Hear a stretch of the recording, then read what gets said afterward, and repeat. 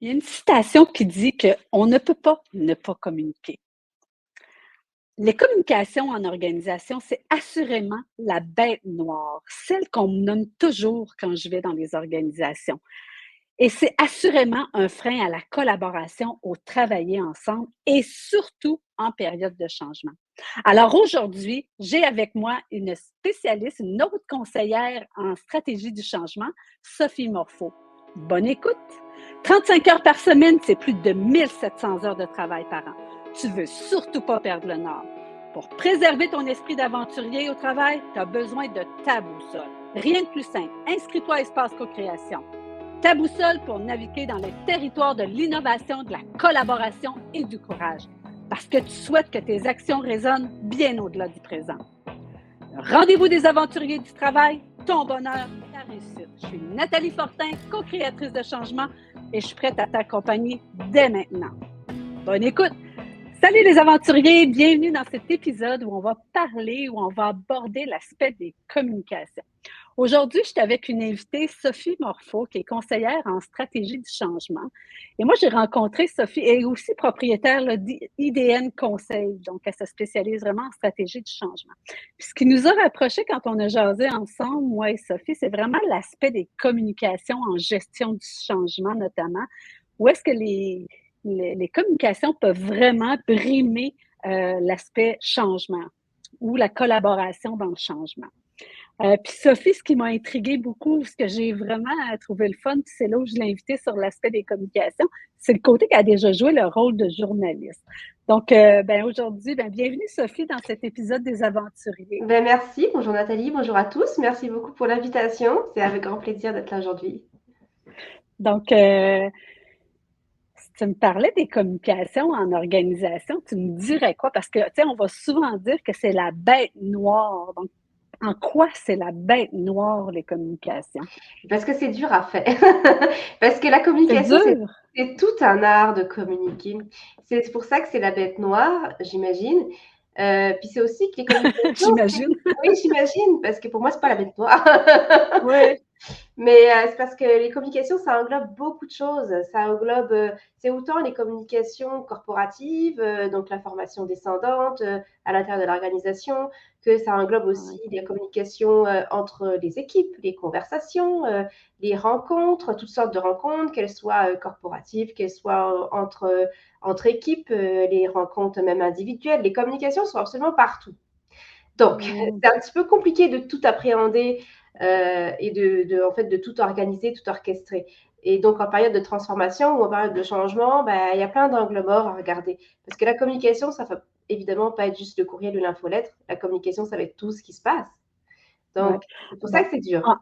en, en fait, tu sais, quand tu expliques partout où on trouve les communications, je trouve ça intéressant parce que ça, tu sais, quand on parle avec les entreprises, avec les entrepreneurs, moi, quand je rentre dans les organisations, ils vont souvent me dire: Ah, il n'y a pas de communication. Fait que je dis: Ah, OK, vous ne faites pas de rencontres, vous n'avez pas d'infolettes.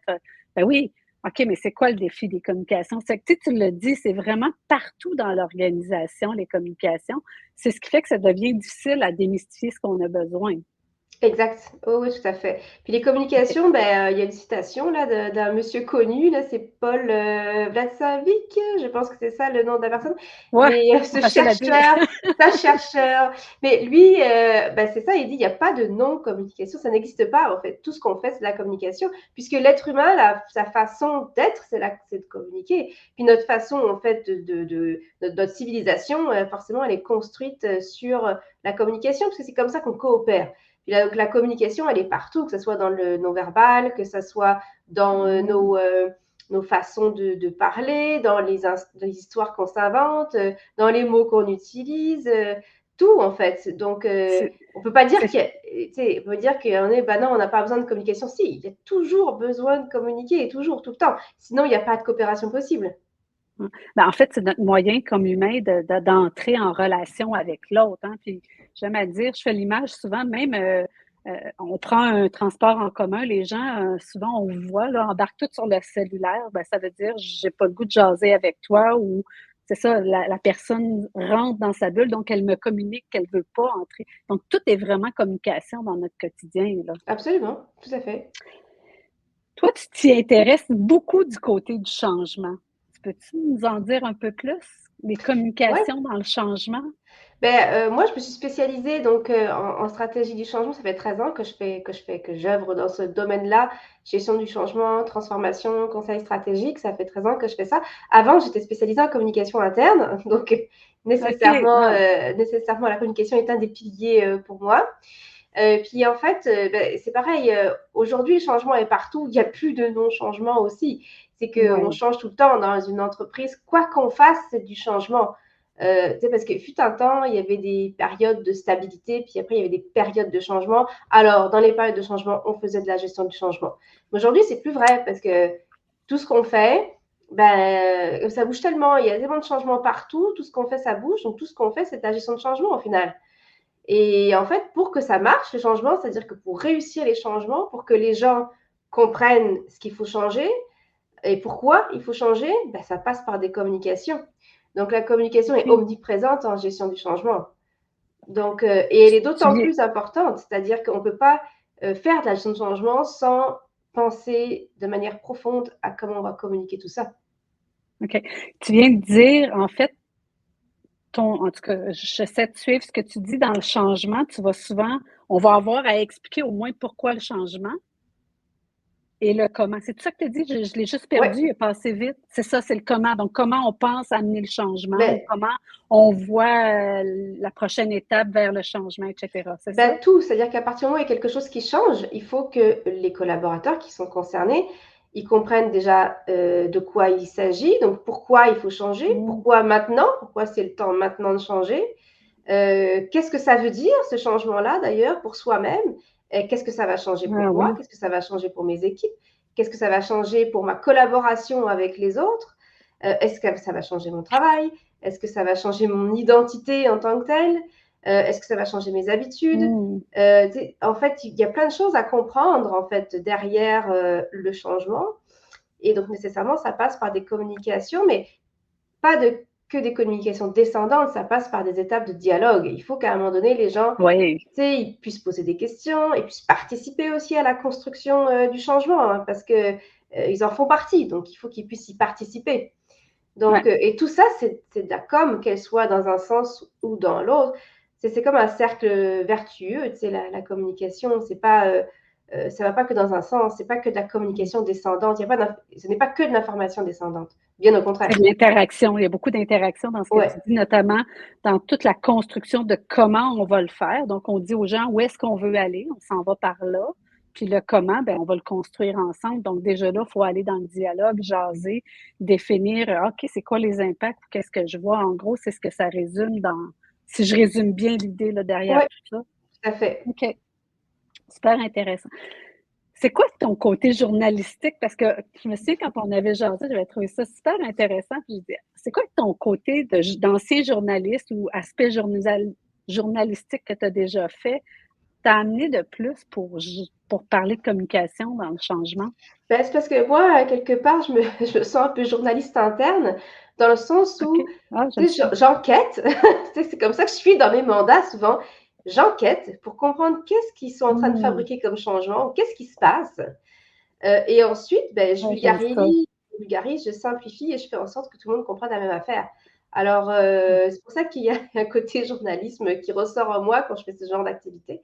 Puis, au Mais j'aime départ, beaucoup l'image. Ça ouais, démontre bien l'image avec l'enquête, vulgarise, et cetera. c'est Super ça. intéressant.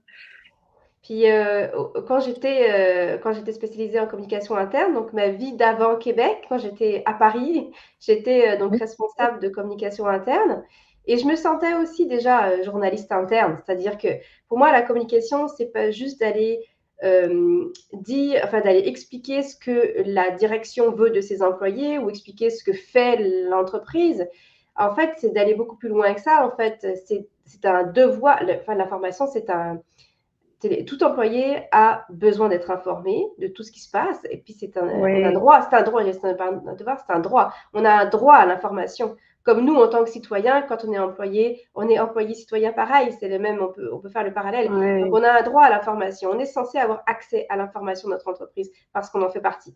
Donc, moi, je me sentais déjà comme ça. Et mon objectif dans la communication interne, c'est de faire en sorte que les gens soient au courant de ce qui se passe. de tout. Pas de De tout. bien comprendre. De Puis en bien fait, comprendre ce qui se passe. ouais, c'est ce qui aide à faire sens dans ton quotidien, en fait. Hein, ça fait sens de ce que je suis en train de faire si je comprends où est-ce qu'on s'en va finalement, Tout à fait. en gros. C'est vraiment intéressant. Est-ce que tu aurais un outil de travail pour les gens en lien avec les communications, notamment dans le changement? Est-ce que tu as un outil ou quelque chose que tu aimerais partager comme façon de faire? Ou est-ce que c'est en lien avec le journalisme, l'enquête? Je ne sais pas. Ouais, ben, je peux partager quelque chose si tu veux. C'est quelque chose que j'utilise toujours en début de mandat. C'est un mot pénible parce que ça s'appelle la cartographie des parties prenantes. Mais je vais expliquer ça. Ah oui, Puis oui. le mot est pas beau, mais en fait, ce qu'il faut faire au début, quand on sait que les choses vont devoir changer à un moment donné, ben, c'est de faire un tableau, une carte, peu importe comment on l'appelle, mais en tout cas de faire un portrait de tous les gens qui possiblement pourraient être touchés de près ou de loin par le changement. Et faire ce portrait-là, Mmh. ça nous permet de savoir à qui on va devoir communiquer à un moment donné ou à un autre. Donc moi, je fais OK. toujours ce travail-là. Donc en général, je parle des organigrammes. Moi, je regarde l'ensemble des organigrammes, puis je regarde comment c'est fabriqué, l'organisation, et là, j'imagine où sont les gens qui sont censés être impliqués de près ou de loin. En fait, non, pas impliqués, ceux qui sont touchés de près ou de loin. On verra si on les implique ou pas, ou à quel moment. Ça, c'est comme en second plan. La première question, c'est qui est touché de près ou de loin. Et en fait, ce que je fais, c'est que moi, je me fais des listes et après, ben, l'idée, c'est d'aller toquer aux portes et d'aller demander aux gens s'ils pensent qu'ils sont concernés à un moment donné par ce changement-là et d'établir un peu un niveau d'enjeu, c'est-à-dire alors est-ce qu'ils devraient être impliqués dans le projet? Est-ce que non, Mmh. mais pourquoi pas dans 6 mois? Est-ce que ça les impacte pas, puis ils n'ont pas besoin de savoir? Est-ce que, tu sais, aller vérifier en fait les hypothèses qu'on aurait pu établir au début moi, quand je fais mes portraits, là, c'est des hypothèses, puis après, je vais aller vérifier mes hypothèses auprès des gens de différentes façons. Alors, soit par des communications très simples, des appels de quelques minutes, hein, des fois, c'est pas très compliqué, ou ça peut être via l'équipe projet. C'est quand on travaille avec des équipes projet, ben, les équipes projet peuvent aller vérifier ces informations-là, que ce soit en atelier de travail, peu importe. Il y a toutes sortes de façons d'aller vérifier ces hypothèses-là. Mais l'objectif de faire ce portrait, c'est de n'oublier personne. Et Ouais. aussi d'ouvrir le dialogue à un moment au tout début, en fait. Ce qui fait qu'après, le dialogue reste ouvert. C'est quand on a commencé à parler aux gens, ben, c'est plus facile d'aller leur reparler pour un enjeu quelconque, ou d'aller les Mmh. réimpliquer pour une raison ou une autre raison. Ça permet aussi aux gens de se sentir disons de se sentir Ben, concernés. de Mais saisir ou impliqué dans le changement finalement, ouais, de puis quelque part, faire partie du changement qu'on pourrait dire? ouais, ben, ça leur fait plaisir qu'on ait pensé à eux, tu vois. Au moins, on est allé leur Ouais. poser la question. C'est comme une forme de respect, une forme de. Ça, ça les conforte, enfin, ça les conforte, ils préfèrent qu'on aille toquer à leur porte, en manière générale, plutôt qu'on ne dise rien, puis qu'à un moment donné, on arrive vers eux. Au fait, dans un mois, tu changes d'outil. Ça Ouais, marche pas. oui, effectivement. Donc, Mmh. ben là, j'exagère un peu dans mon exemple, mais Ben, des fois, non. J'ai vu des drôles de choses des fois, donc ça arrive que quelque chose t'arrive, puis là, tu fais comme: «OK, mais je fais quoi avec ça, là? Ça s'inscrit où? Ça va où?» et cetera. OK, c'est intéressant ça. Donc c'est vraiment comme ta cartographie des parties prenantes, tu sais, mot qui est plus long, mais en fait, c'est une photo à un moment précis en regardant les acteurs dans l'organisation et en lien avec le changement, c'est quel impact ou qu'est-ce qu'ils doivent savoir, eux, sur le changement. Ce que je comprends, c'est que tu te fais une hypothèse et tu t'assures que cette hypothèse-là est la bonne selon les personnes à qui tu t'adresses finalement. Donc, par exemple, Sophie, moi, je pense que le changement pourrait avoir un impact à cet endroit-là. Est-ce que c'est bien vrai? Donc, quelle information aurais-tu besoin pour pouvoir poursuivre ou pour pouvoir suivre le changement ou les étapes? C'est un petit peu ça que tu es en exactement. train de Ouais, c'est tout faire. à fait OK. ça. Tu as très bien résumé. Ben, c'est des outils qu'on utilise, mais c'est intéressant de le nommer sous différents angles pour une meilleure compréhension. Si tu avais le goût de donner, tu sais, de clore cet aspect-là sur les communications, qu'est-ce que tu oserais dire à nos aventuriers? Sur la communication, bah, j'aurais comme un conseil, enfin un OK. conseil. J'ai envie de dire la phrase suivante: «Ne rien dire, c'est pire». Oui, Parce que souvent, on a tendance, tu oui. sais, à vouloir attendre avant de communiquer. On a peur de communiquer parce qu'on a peur de déclencher des choses. Alors comme ça nous fait Oui. peur, des fois on dit: «Ah, on va attendre parce qu'on n'est pas prêt». Alors qu'en fait, il y a beaucoup moins de risques à, dire ce qu'on sait et dire ce qu'on ne sait pas, plutôt que d'attendre que les choses Mmh. soient terminées pour aller communiquer. Parce que, en fait, dans le premier cas, si tu communiques, si tu communiques, si tu es transparent, si tu communiques sur ce que tu sais, en fait, tout ce que tu vas créer oui, si tu crées des attentes, c'est une chose, mais c'est pas plus grave que ça parce qu'il suffit de répondre aux questions, en fait, qui sont là. Alors que si tu dis rien, tu vas devoir gérer des peurs et des rumeurs à un moment donné, puis Ouais, c'est pire. c'est pire. Donc Ben, j'aime à dire, moi, que l'humain a horreur du vide. Fait que oui, ne rien exactement, dire, l'humain va combler ce vide-là et tu sais pas quelle direction ça peut prendre. Fait que parfois, c'est pire. tout à fait.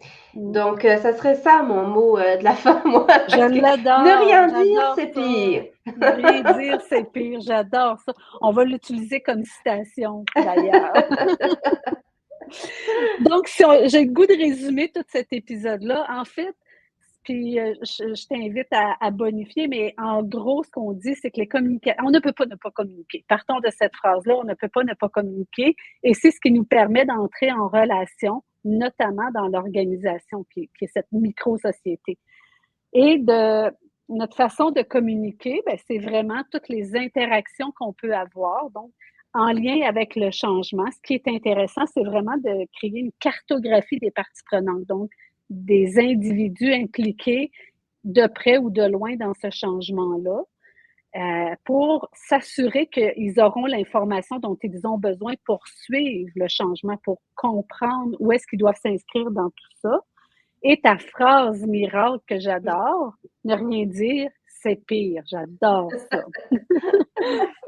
T'aurais-tu le goût d'ajouter quelque chose à tout ça ou j'ai bien Mais tu as résumé? Il vraiment manque-tu bien quelque chose? résumé tu as vraiment bien résumé les conversations. Ah, c'est bien. Good. Ben, merci beaucoup, Sophie, pour ce moment que tu as pris avec moi aujourd'hui sur les communications. Puis, ben, on se dit à très bientôt. Merci à toi pour ton invitation, Nathalie. Très agréable, toujours agréable. Merci, Sophie. À bientôt. Merci. Et voilà, c'est tout pour aujourd'hui. Merci d'avoir partagé la route avec moi. Si tu as aimé, n'hésite pas. Partage, mets des étoiles ou laisse des commentaires pour que d'autres aventuriers trouvent la route. Ensemble, redéfinissons l'univers du travail. Et n'oublie pas, les aventuriers du travail, c'est ton bonheur, ta réussite. Je te dis à très bientôt.